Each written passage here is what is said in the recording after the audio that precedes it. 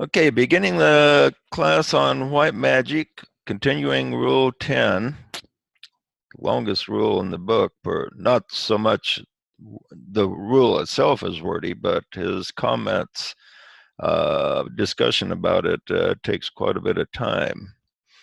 Um, last thing he's talking about is uh, the Savior in the New Age, he says, will be more of a group Savior. Each age has in the past has had an avatar come to it, which has been like the savior of that age. Like uh, Moses was for the sign of um, Aries, and leaving the sign of Taurus, and then for the sign of Pisces was Jesus. And now in this age, we're looking forward to the reappearance of the Christ, but he says the main savior of humanity in this age will be a group savior. And he says this is going to be particularly powerful because he says, imagine the potency of a number of avatars showing up. And so he says this, what will be the effect of the message of a group avatar? What will be the potency of the work of a group of knowers of God, enunciating truth and banded together subjectively in the great work of saving the world? Well, you know, we have a lot more people on the earth than we've had in any time in recorded history. We've got 7 billion people now, so it's going to take a stronger force to bring them all together than at any time in known history.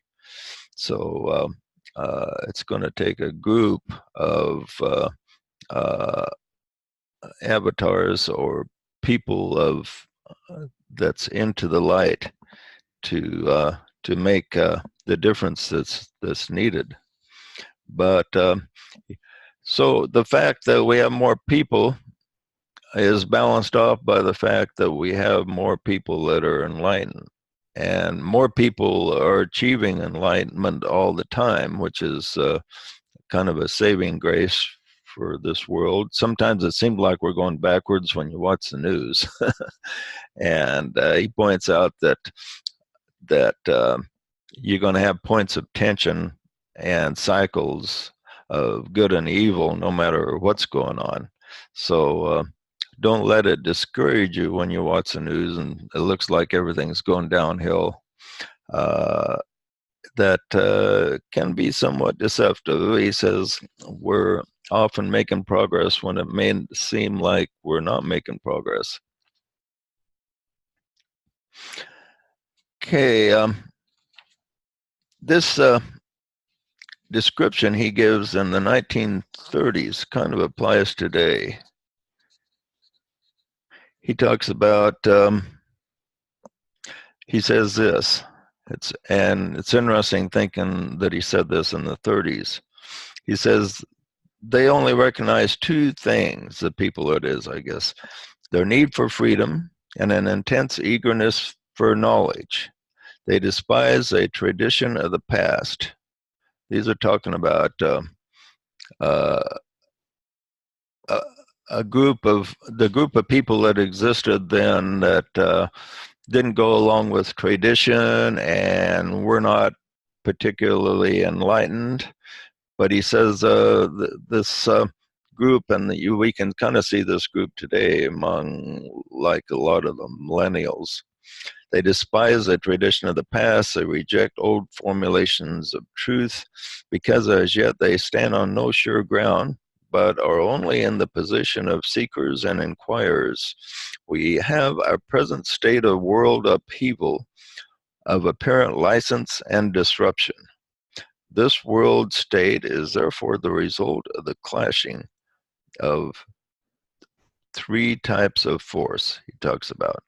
So anyway, it's interesting the way he describes the world as it existed before World War II is similar to the way we see the world about us today, and we see that there's a kind of a group of people emerging from the newer generations that are dissatisfied with the way things are, and they don't seem to know what to do about it.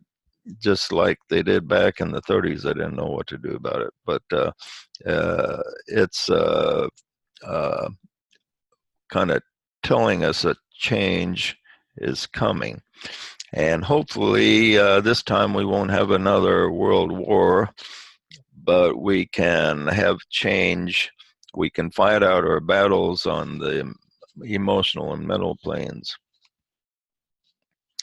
Okay, he says there's three types of force prevalent in the world that we have to deal with. Those holding on to old forms, mystics trying to create new forms, and then three, the masses who follow blindly until a better way becomes obvious. So, what are the new and old forms we see about us today, do you think? First of all, what are the old forms that are still in existence that need to be broken down? Well, a conservative is one who worships a dead radical. Yeah, that's pretty true. The radicalism of yesterday is the conservatism of today in often cases. Now, there are some things that need to be conserved, like law and order. We don't want anybody going and killing their neighbors, stealing from them. You know, certain aspects of life need to be conserved, but other things have outworn their usefulness. Can you think of anything that's outworn their usefulness that needs to just disappear? Orthodox religion. Right, pretty much. He says, DK tells us Orthodox religion will pretty much disappear in the coming age and be replaced by just spiritual mass understanding by the people that, you know, there's one God and one path, but everybody finds it in different ways.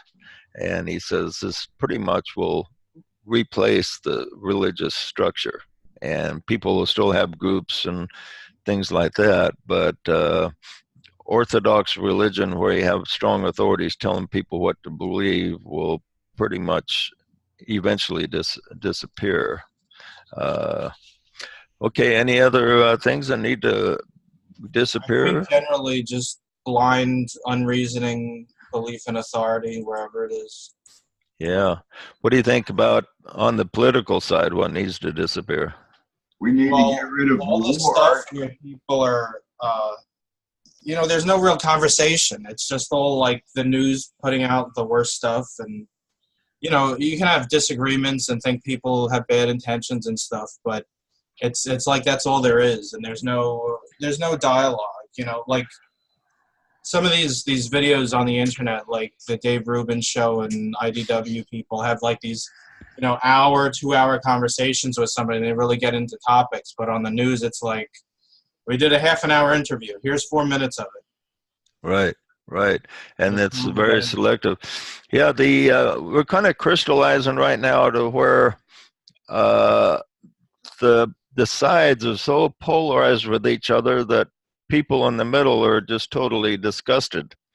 And eventually, I think people in the middle are going to demand or work for change.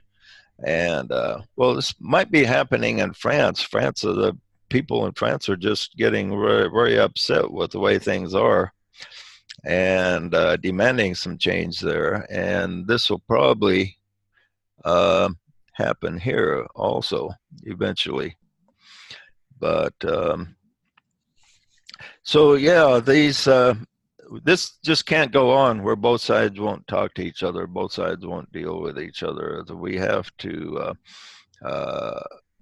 somehow the people have to demand common sense rule rather than just ideology. And you know, it's interesting that when I was younger, it seemed like the religious world was where the ideology was really crystallized. Now it's the political world is more strongly bent than the religious world used to be, in demanding that we believe that the way that they do. So we're kind of moving our center of problem from religion to politics right now, and this has to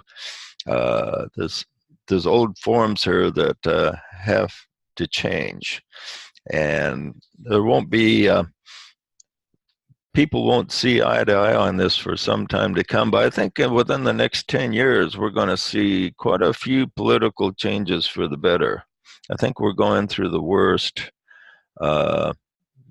right now, and but it's what it's doing is forcing us to think about stuff. And so people are being forced to think and talk about things that they've just swept under the rug in the past. We need to Okay. learn to see the 50 Shades of Gray. Right. It's everything just isn't black and white. That's the black and whiteness is just this is what really needs to fade away. Is that like? Well, all we need to realize, every evil in society is coming to the surface to be dealt with. We've seen them in our lifetime, the political, the religious, the financial. I mean, it's all coming to the surface to be dealt with. It's Right. like having the flu. It has to become a critical point before it can heal. Yeah. Yeah. JJ, you can also see this in the over-regulation that are being counseled by Trump administration, the over-regulation that are being deleted. Yeah. This is an old form that is getting healed. And the interesting thing is just not United States. This is going on all over the world. You have a lot of political conflict in Israel too, don't you? Yeah, the election is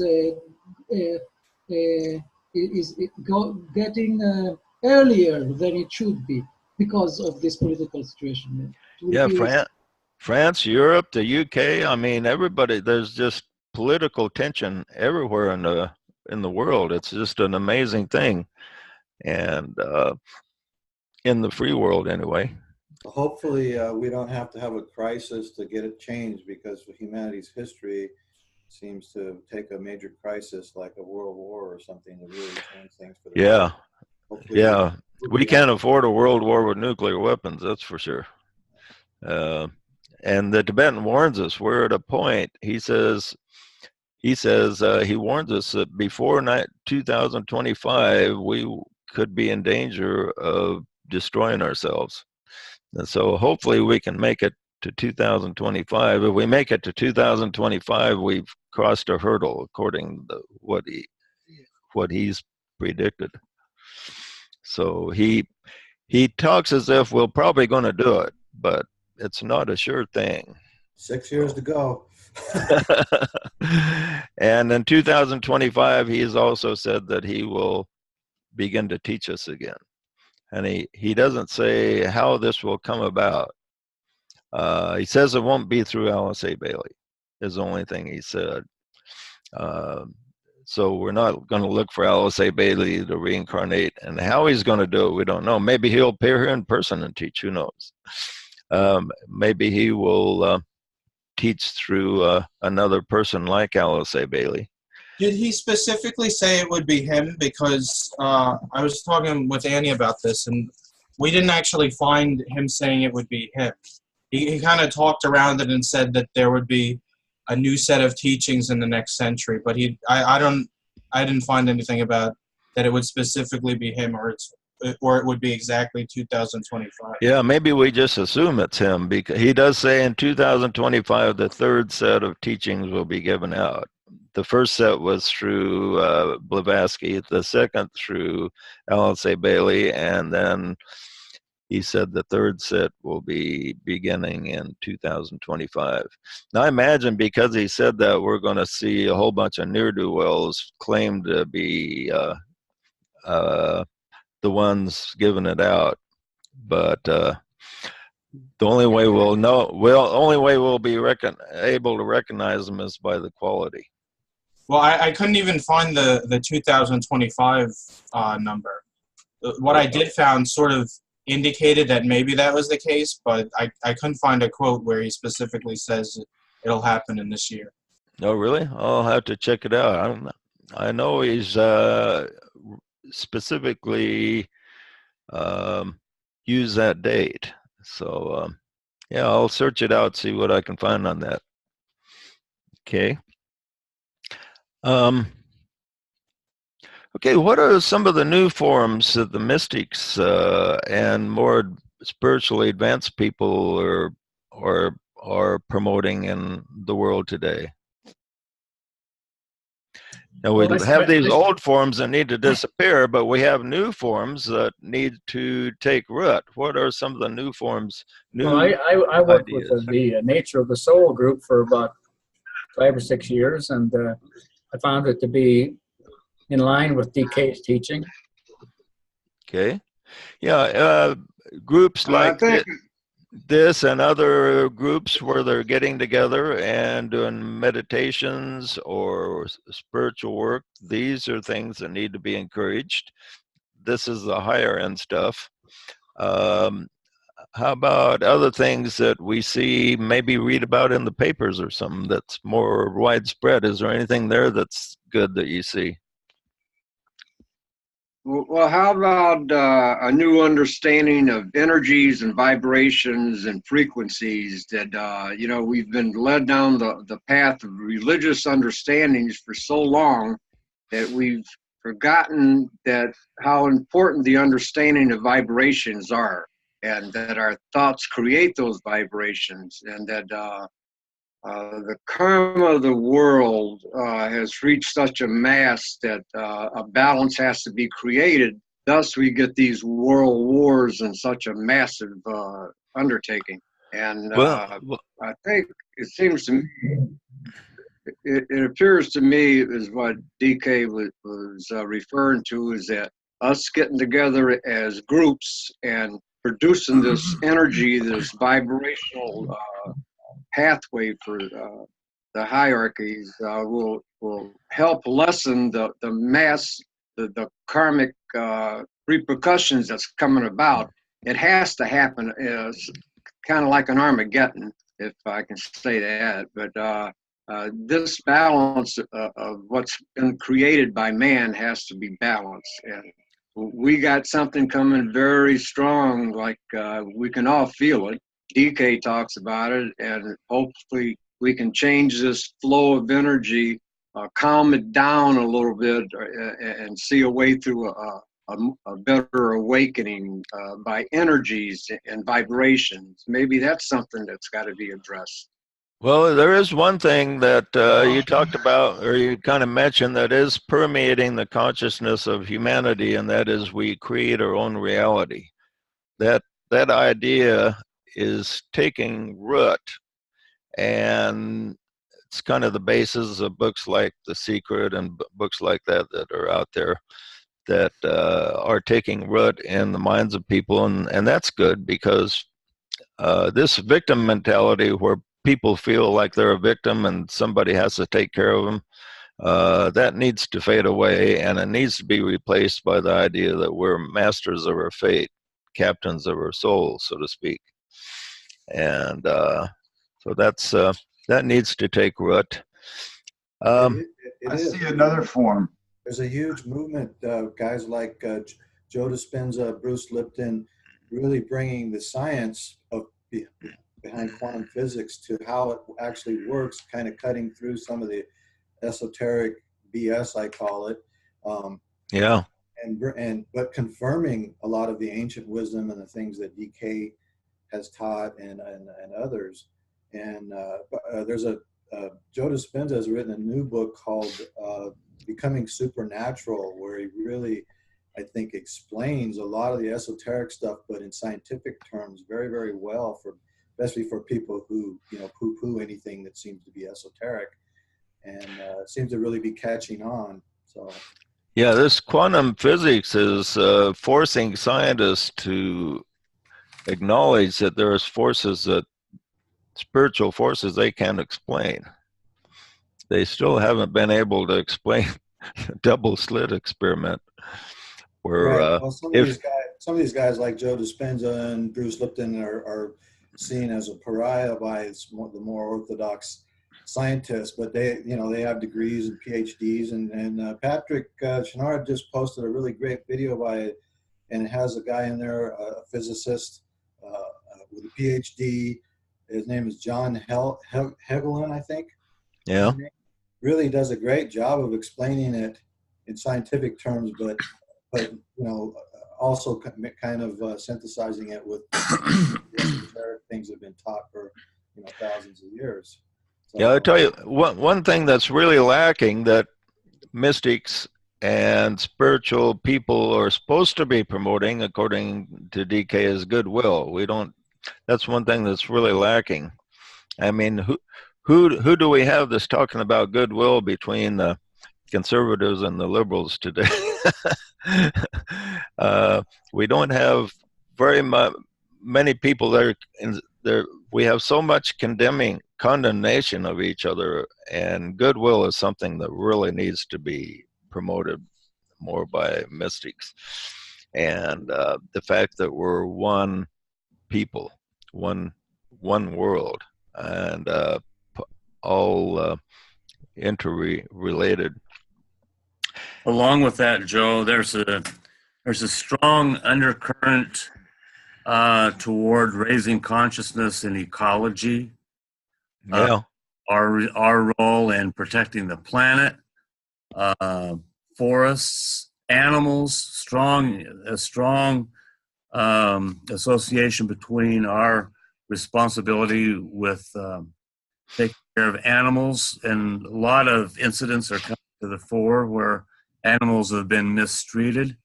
They had everybody's a lot of people on board on that.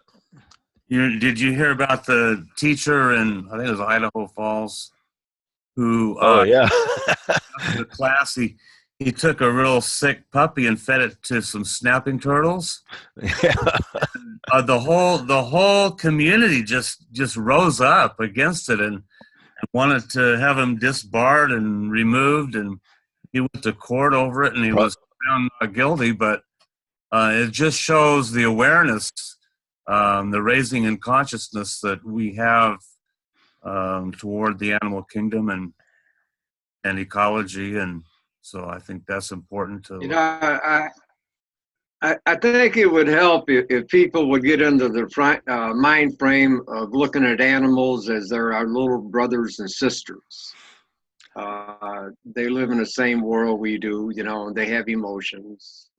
Yeah, he calls if people could get into our little brothers. Yeah, DK calls them our little brothers. Yeah. Yeah. JJ, what was the experiment you were going to mention? You said there was some experiment that they couldn't disprove or couldn't deal with, the scientists. Oh, that's the double slit experiment, where they send one photon through a place where there's two slits, and the photon has to go through one of the slits, and then it hits a background. And if it is a wave, it makes a wave pattern on the background. If it's a particle, it hits like a bullet, And so when they shoot like one photon at a time, it has to go through one of these slits. Now, when they look at it to see which slit it goes through, it behaves like a particle and it lands like a particle on the other side. But when they're not looking at it, it goes through like a wave, and they can't tell which slit it went through because it looks like it went through both of them like a wave. And then it lands like a wave. And that just boggles the minds of scientists. They've been trying to figure that out for decades and haven't been able to figure it out. And it appears that the simplicity of that is that we mentally are controlling that wave. It's not recognized into a wave until we give it some type of consciousness. Right, So and that's that what they, should, yeah, feed. and Conscious this video observation. this video I posted, sorry, Blaine. A conscious observation is what changes it to a particle. Another thing they discovered, because people have been repeating this experiment. The original experiment was done with water back in the late 19th century. Anyways, they discovered that they can look at it after, they can observe it after it's already gone through the slit, and it changes before it goes through the slit. Yeah, it's pretty weird. And they can't figure that one out either. But the basic logical conclusion is that it takes a conscious observer to create a particle, which is what our physical world is made out of, is particles. So Now this, Yeah, aren't we particles making waves? right. Well, we're waves making particles. Yeah, this can be extended to some really weird thinking. It's And the fact old, that- if a tree falls in the forest and nobody's there to see it, does it really fall? The answer is no. It could be. So if we extend this, we could say that the only universe that exists for us as particles, as form, is what we're registering consciously at the moment. If we're not registering it, then it's really not there. Now, I've been doing a lot of thinking about this. Here's what I come up with. Is that the DK tells us that the dense physical is an illusion. Okay, so these the forms we see around us, we're not seeing the true thing. Is what he tells us. So what we're seeing is we're registering our consciousness about the form. Does that mean that downstairs, if I have a frying pan on the stove, that it's not there right now because I'm not seeing it right now? Okay, now here's what I've come up with, is that there's a mental construct in the mind of God that's extended down to us, that it's a construct like a blueprint for everything that exists. And when we register it with our consciousness, it registers as particles or form. But it still exists everywhere else, but it doesn't exist in the same way as it exists when we register with our consciousness. It's like the particle going through the double slit. If you're not looking at it, it goes through as a wave. It still exists, but it exists as a wave. And but when you look at it, you see it as a particle. It's a particle and a wave all at the same time. And so things that are outside of our consciousness, it still exists as reality, but in waves. So all the universe outside of your consciousness, or the consciousness of humanity, exists as waves with all the blueprints for the reality that creates the physical.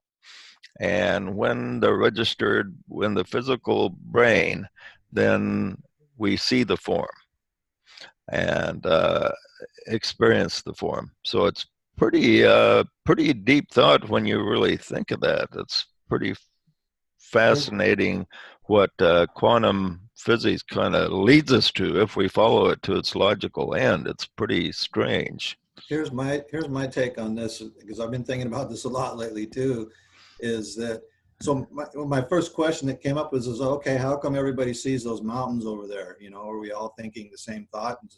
And those mountains are just there, and kind of like you said, the frying pan down in the the thing that you're not looking at, maybe in the back of your consciousness somewhere, because there's a frying pan down there. But the mountains, for instance, and so I look at it as the mind of God is the first observer and is observing the universe into existence, and we're it's kind of like our canvas that we can paint our reality on, so we can actually change our reality, and because we have the same power as God, because we're a part of God.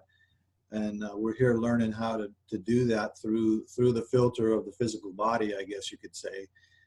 We chose to do that so we could strengthen, it's like resistance training. We could strengthen that ability to create, and also so that we don't, create ourselves, destroy the world by being, like little kids in the workshop or something, so to speak. But that's kind of how I see it anyways, because it didn't make sense to me. How come all those mountains are always there when everybody looks at them, So we're all in this, and the physicists call it the unified field or the quantum field of all the potentialities, which is kind of what you were saying. Everything is there in blueprint, and we have to observe it to bring it into physicality, so to speak. Right, right. And humanity as a whole has agreed about what this earth is like, and in that agreement, along with what has already been created by our source, is the construct, so to speak. So the construct is there, and then when we observe it, we actually see it in a different way than maybe our soul sees it. Because the Tibetan, like I say, let me go back to that point that and I've thought quite a bit about him saying this, that the dense physical, he says, is illusion. He says it's not a principle. He says the principle of creation is involved in the etheric, and eventually we will all get etheric vision. And I think most of you are familiar with that exercise I give you where you hold up your two thumbs like this and you look at the space between, and you can see the etheric body stretching about 1 millimeter away from your skin. And that's the real physical. And but the physical that we see, he calls the dense physical, which he says is an illusion that we eventually have to understand. And I think quantum physics is teaching us that the particles that we see is really kind of an illusion. The real reality, the eternal part of the creation is the wave. Because the wavelength creates everything. Everything in the universe is created from wavelengths. When we go down and we look at matter, we can't find anything that's physical. We get smaller and smaller, and we just see movement, and then we see waves, and then more waves within waves. And so there's nothing that's really solid that we can find. That's pretty interesting. So yeah, we could spend a lot of time on that. That's pretty fascinating thing. And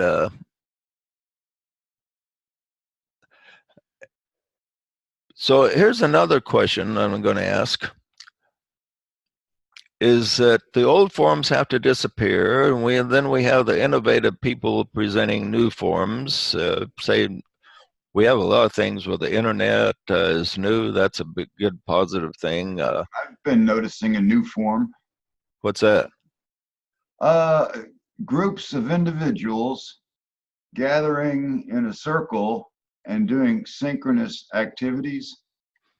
I participate in something that I call the angel dance on Sunday nights in Second Life.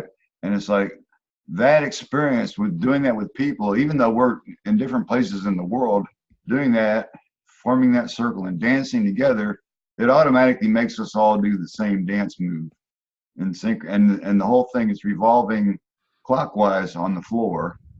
And people that attend this thing, they say, coming to this little gathering on every Sunday, it rejuvenates my spirit battery. Well, it's interesting you say this, because what's interesting is that our leaders are becoming more divided, but the people, because of the internet, a lot of them are coming closer together, even though they have different beliefs. They're seeing that, this other guy, that he voted for Trump or voted for Hillary, but he's not so bad. But the leaders, one of the troubles with our leaders is a lot of them aren't internet savvy.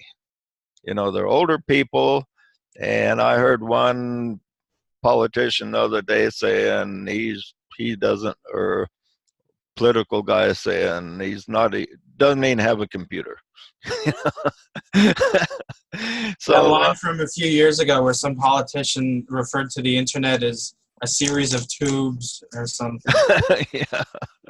yeah. So, our leaders are older people that are not keeping up with the social media. And the social media, it has its disadvantages. People get addicted to it spend too much time on it, on trivial stuff. But on the other hand, it is bringing people together so that they see each other as people rather than opponents. And so that's good. But another interesting question is something good just because it's new? And this is one thing that a mistake a lot of people make is they come up with some new idea and they think, well, conservatives are opposed to it because they want to keep the old forms, but it's something better and good just because it's something new and different. What do you think about that?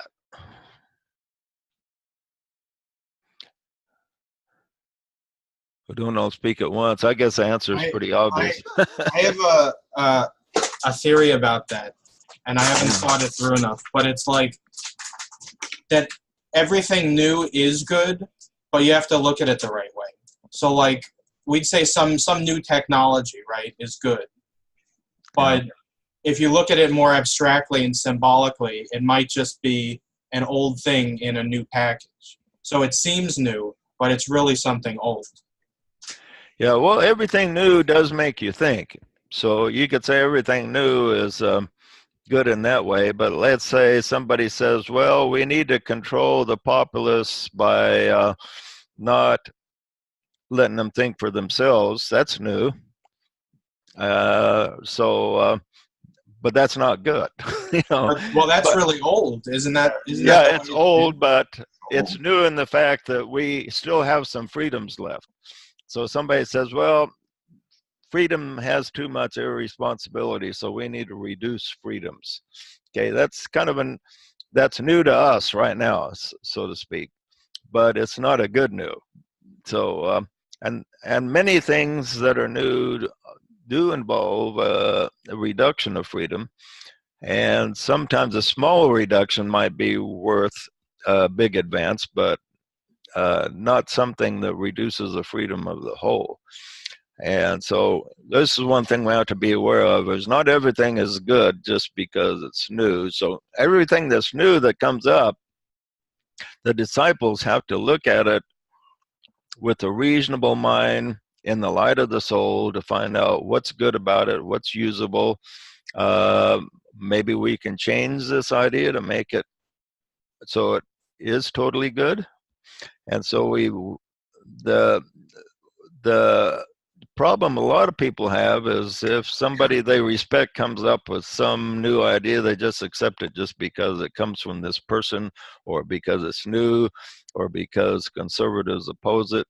That's totally the wrong reason. We need to use the mind and reason and analyze these new things and proceed with caution in implementing them. Okay, any other comments on that? That's one Well, of a good example of that is automobile design. You look at some of the new designs and you think, man, that is ugly. Where did they come up with that? It's like the manufacturers feel like they have to change it just for the sake of change and improve on it at all. They just made it, they changed a few things, and they made the front of some of the cars, I think today, are just, man, they need to go back to the 80s, when they had smoother designs. Yeah, or even the 60s. But have you ever noticed with computer programs, when they give you the new version, it's often a lot worse than the older version? Because it's like they're thinking, well, we got to put new stuff in this so people will like it more. And the new stuff is worse than the old stuff. Worse than the old stuff. And so just because it's new, doesn't make it better. You know, the new stuff is often very obnoxious to me that interferes with what I'm trying to do. Like, say just a simple thing like some of the spell correcting mechanisms corrects a bunch of stuff I don't want corrected. You know? And pop-ups coming from every direction on my computer. I didn't ask for those. Yeah. But yeah, some of my favorite programs are older ones that won't even run on my new computer. I can't even use them anymore. It's kind of irritating. But anyway, just because something's new doesn't mean it's better. We need to, disciples of the world need to make sure that we guide the world into the new stuff that will actually be an improvement rather than just being new.